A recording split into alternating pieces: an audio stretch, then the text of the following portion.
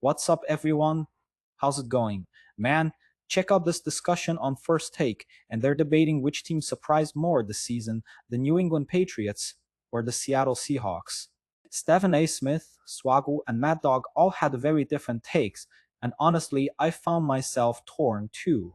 There's all the controversy around the Patriots' easy schedule, the insane amount of money they spent, and on the other side, the Seahawks, with Sam Darnold turning into an MVP candidate and a rookie head coach taking the team all the way to the Super Bowl. Let's watch this segment together and see if you agree with what they're saying. Number one, look at Vegas beginning of the year. The Patriots over-under was 8.5 and Seattle was 9.5. So Vegas knew the schedule of New England, Vrabel sitting there, and the development of Maye, that the Patriots had a chance to be a pretty good team. Now, listen, I think Seattle, much more impressive. The Patriots' schedule, I know they hate hearing about it. They're going to use it as fodder next week. I guarantee it. Vrabel's not stupid. They use it as bulletin board material, but their schedule was a joke. They played nobody any good. They played a couple of playoff teams. They played Buffalo a couple of times. They did very little as far as the postseason is concerned. And then throwing the idea that they beat the Chargers, who never win playoff games with Herbert and had a banged-up offensive line. They beat Houston, who Stroud threw them 4 balls in the first half alone. And then they beat Denver. Man, look at this. Mad Dog comes in going straight at the Patriots. He basically says they only got there because of a ridiculously easy schedule and some playoff luck. Do you agree with him, or do you think there's more merit to what the Patriots did? A backup quarterback in a snowstorm. So to me, New England, not going to take anything away from them, but you ask me a question of which is more impressive, to me it's much more Seattle. Much harder division. Obviously, we didn't know about Sam Darnold, how to get through San Francisco, played him 3 times, how to get through the Rams, they played him 3 times. The NFC West, far superior to the AFC East. The NFC overall is much more superior than the AFC was this year. Much better teams, as evidenced by the point spread at the next week in San Francisco. To me, as a sports fan, Seattle with Darnold, we didn't quite know what to expect. Young coach, we didn't quite know what to expect. And a much harder conference, I think they're more impressive than what the Patriots did. Swag? I'm going New England, and Mad Dog makes some great points. I think the difficulty of the road should matter, but I look at just where the Patriots were, and in a season, we see where they are now. The New England Patriots were in the abyss. The Bill Belichick saga ended badly. They had been revolving around quarterbacks. They had been trying to figure out who the coach was going to be. They hired Maye, fired him, brought in Mike Vrabel. Mike Vrabel does a phenomenal job, but this team still wasn't expected, like Seattle, to be where they are now. And I get the road. I understand the playoffs and getting there, but dog, it's 3 hours on any given day in the playoffs. You can lose a game, and somehow, in some way, they managed to find themselves in the Super Bowl. You think about this team before the season. They had to make a number of moves to improve the football team from a personnel standpoint. I said on this show with Stephen A. talking about New England doesn't have any wide receivers. They need to figure out the offensive line. We don't know who the quarterback is. We are not far removed from that. Seattle had been building this thing. This defense was really good last year as well. They performed at a level in which people thought was respectable. We had no idea that we would be sitting here with the New England Patriots in the Now Swaggle absolutely nails it, defending New England. He reminds everyone that this team was at rock bottom. No coach, no QB, no hope. And now they're in the Super Bowl. That's huge. Drop a like if you were also shocked by this insane Patriots turnaround. Super Bowl this year.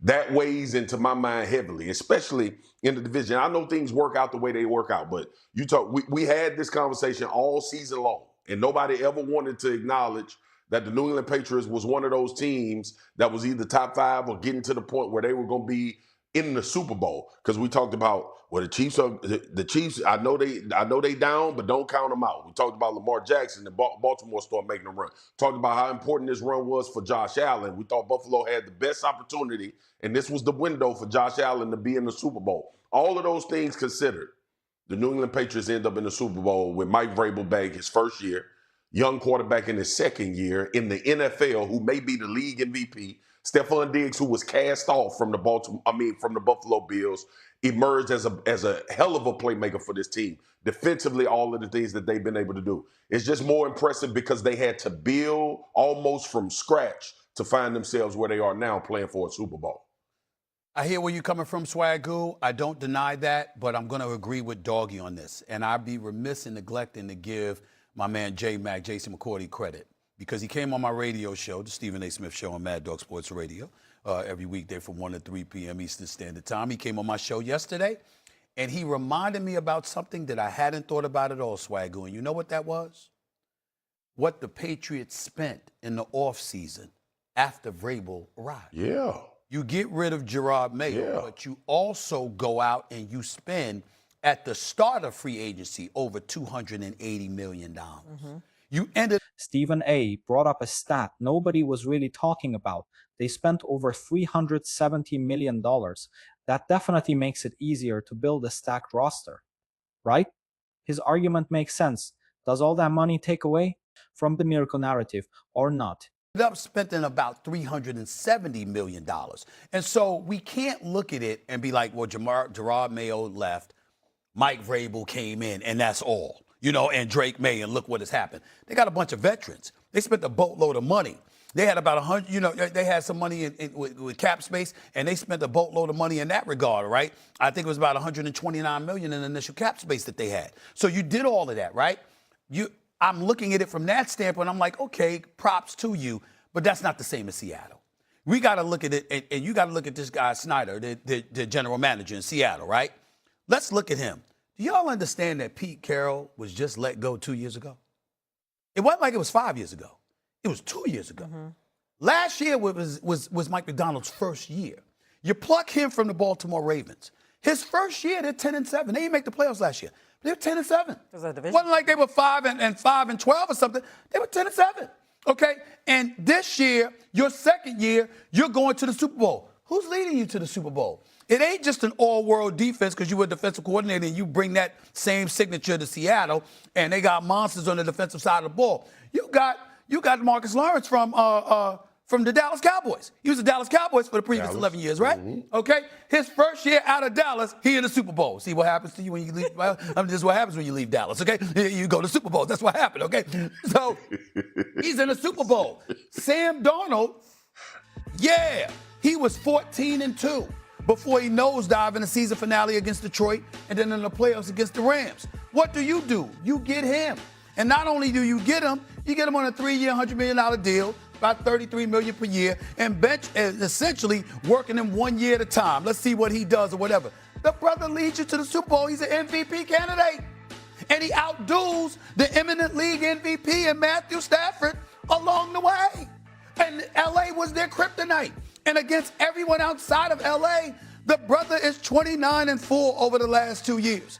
I'm just looking at it and I'm saying this GM deserves a whole bunch of credit because he moved on from Pete Carroll after moving on from Russell Wilson. You bring in McDonald, right? You get a defense going. You get a quarterback in Sam Darnold. You can run the ball. In Jigba, we didn't know this dude 2 years ago.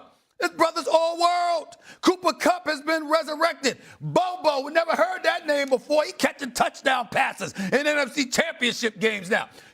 This part really got me. Stephen A. talking about Seattle's GM and how he completely rebuilt the team after Pete Carroll and Russell Wilson, and then betting on Sam Darnold, who nobody believed in anymore. That's genius. Who else thinks the Seahawks became the best story of the season? Looking at this and just saying, wait a damn minute. This is a great, great story going on in Seattle. I would have to say that, yes, New England, major props to them. But the easiest schedule since 1999, this exorbitant spending that you engaged in, okay? The combination of those two things facilitated you, and then you look at the playoffs, Chargers. You're hobbled. Your offensive line is decimated. Houston's offense was never much to brag about, and then a blizzard came in, a la Tuck rule from 20 plus years ago and stuff, and it's a reincarnation of all of that. All of those things happen for the New England Patriots. Talk about divine intervention, all the dominoes falling, right? That's what happened for them. That is not the case with the Seattle Seahawks. The Seattle Seahawks are clearly the better story right now, no doubt in my mind. I tend Wait to a minute. I do tend to agree with that. I mean, the turnaround in New England is fabulous. But if you put up that New England schedule, which I don't think we have time to do, almost every team they played this year has fired their coach outside of the Bengals and the Jets or a team from the NFC. Y'all, this the Almost every NFL, team. y'all. It's the NFL. I will say this to you. I mean, NFL, the man. fact that you get to play the Won the Jets, Super Bowl. the fact that you get to play the Jets twice and the Miami Dolphins in sub 40-degree temperatures is automatic. There you go. I'm just saying. The schedule does them no favors, but still impressive what both teams have done. Can't wait for the Super Bowl a week and a half from today. Coming up here on First Take, we'll dive further into Bill Belichick. Man, this was a great debate. Mad Dog and Stephen A. aren't wrong for criticizing the Patriots' schedule and how much money they spent, but you also can't ignore how much the team improved under Mike Vrabel and Drake Maye. Stephon Diggs became a key piece, and that defense grew a lot. But honestly, the Seahawks surprised me more. Sam Darnold, who everyone had written off, turned into a monster. The defense clicked, the rookie head coach crushed it, and they beat some really tough teams in the NFC. What Seattle's GM did feels like a movie script. For me, Seattle is hands down the best story of the season, but I want to hear from you. Which team surprised you more? Drop it in the comments, subscribe to the channel, and smash that like button to support. We're in this together.